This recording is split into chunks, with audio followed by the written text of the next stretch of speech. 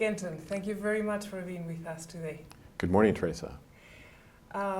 We share a common interest in the ion channels world, in studying how ion channels work. Can you tell us what ion channels are? So yes, ion channels are these proteins in the cell membranes of actually all the cells in our body, but they're particularly important in the nervous system, which of course has evolved to sense our environment and to allow us to respond to that environment, to move and to see and so forth.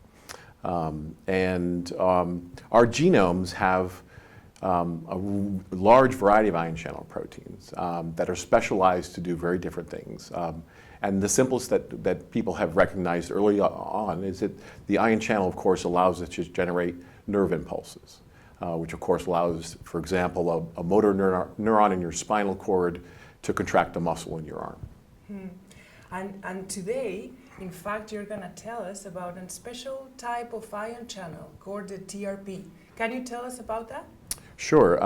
Actually, transient receptor potential, or TRP ion channels, were actually first identified by work several decades ago, actually, on Drosophila, where this is an ion channel that allows the Drosophila to see. It's actually a critical part of its phototransduction process. And then years later, people realized that mammals, we in humans, have TRP channels that are specialized for a wide array of different sensory modalities. And the one that my laboratory works on is, more recently, is this one known as the capsaicin receptor, or TRPV1. And there's a very interesting story about this. We all know capsaicin, although maybe we don't know it by that name. Can you tell us about that as well? Yeah, so capsaicin is actually the active ingredient in hot chili peppers. And so when you eat hot chili peppers, they feel hot because they're binding to this capsaicin receptor, also known as TRPV1, and triggering sensory neurons to respond and to send signals into your brain that you've actually encountered noxious heat. But in fact, what you've done is to eat a chemical substance that the plant, the chili pepper, actually synthesizes. And it has found a way to co-opt and actually bind to a receptor in your body whose major function is to sense noxious heat. So if you were to touch something hot, it's your TRPV1 channels that are telling you to pull your arm away because you've encountered a very noxious stimuli. So let's say that these ion channels are understanding how they work.